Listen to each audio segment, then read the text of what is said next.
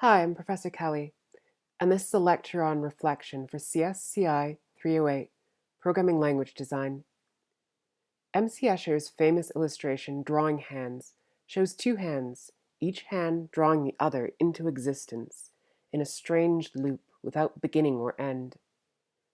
Drawing Hands and other illustrations by Escher inspired cognitive scientist Douglas Hofstadter's famous book Gödel, Escher, Bach, which hypothesizes that self-awareness, or self-reflection, the mind or brain's ability to be aware of and modify its own processes, is fundamental to the nature of intelligence.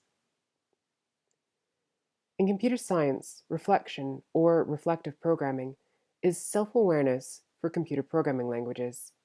Reflection is the ability to inspect or edit the higher level features of a program when it is running. The learning goals for this lecture are to define computational reflection and structural reflection and distinguish between them, to identify reflection in code or pseudocode, and to recall examples of reflection in code or pseudocode.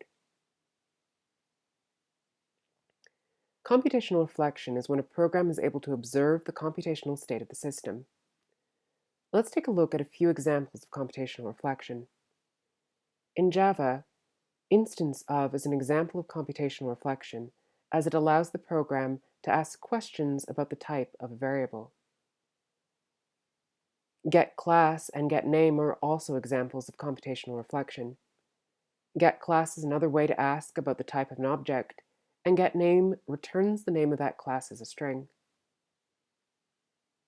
Other examples of computational reflection include Python's isInstance, which works like Java's instance of, C's sizeof, which lets the program know the number of bits allotted to a variable, and Smalltalk's class, which works much like Java's getClass. In general, some common examples of computational reflection include getting the name or type of a variable from within a program, when a program gets the size of a variable, or when a program checks the depth of the call stack, or when a program checks what called a given function or where the function was called in the program. Structural reflection, conversely, is when a program is able to modify the computational state of the system.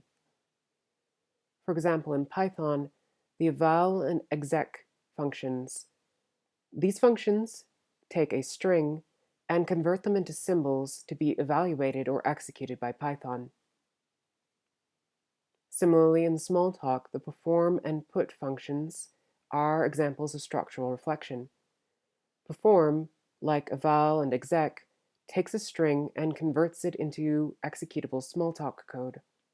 Put allows Smalltalk to modify a class by adding new methods to it on the fly. Let's work through an example of structural reflection using pseudocode. This is going to be a made-up, lightweight scripting language I'm going to call Gorgon. We're going to implement Escher's Drawing Hands. So the first step is to create a class called Hand. We're going to create a variable inside that class called Hands, which is a list consisting of left and right, covering off the possible types of hand.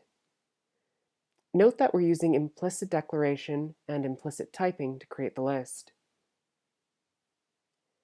We have a constructor method called hand, which creates a hand object and takes one argument, which is whether the hand is right or left. For this, it uses a Boolean value, true is right, false is left. We also have a method called draw. Draw is going to allow us to draw the other hand. The first step is to determine which is the other hand. We use the not operator to invert the Boolean value. We then implicitly coerce the Boolean into an index to select left or right from the list. And so we get a string called left, which will have either the value left or right. Finally, we return a string, which is going to be a syntactically correct piece of Gorgon code. Let's see this in action. So first of all, when we run the code, we're going to create an object called left. That's a left hand. We'd indicate this by using false. Next, we're going to ask the left hand to draw the right hand. This will result in a string called drawing. This string is right equals hand true. If executed, this would create a right hand. Now we can use structural reflection to execute this string. Run is a function in the Gorgon language that allows us to run a piece of code from a string. After running the drawing, we now have a right hand, and we can do right.draw to create another drawing. Let's print out that drawing. The right hand is drawing a left hand. If we also run that string, we will create a new left hand that overwrites the original left hand, completing the loop. Another example of structural reflection is when a program modifies the definition of a class while the program is running. Let's consider an example using the class hand from before. Let's create a function called doodle, which returns a doodle of a smiley face. Structural reflection would include doing things such as this, modifying the hand class on the fly to include the new doodle function, such that when we do left.doodle to the left hand we already created, we get a smiley face. We can also potentially replace existing methods of a class with our new function. Let's replace the draw method with the doodle method. Now when we draw, instead of drawing a right hand, we just draw a smiley face doodle. Common examples of structural reflection include changing a class's definition or methods on the fly, changing the maximum allowed depth of the call stack while running, or other properties of the programming languages, basically basic operations in general, or converting the value of a variable into executable code. So, the learning goals. The first learning goal was to define computational reflection and structural reflection. Reflection is self-awareness for programs. Computational is when the program can observe the state of the program. Think of it like a get method.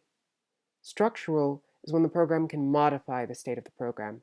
Think of it like a set method. The other goals are to identify reflection in code or pseudocode, which we've looked at, and to recall examples of reflection in code or pseudocode. The activities should help with this. That's all.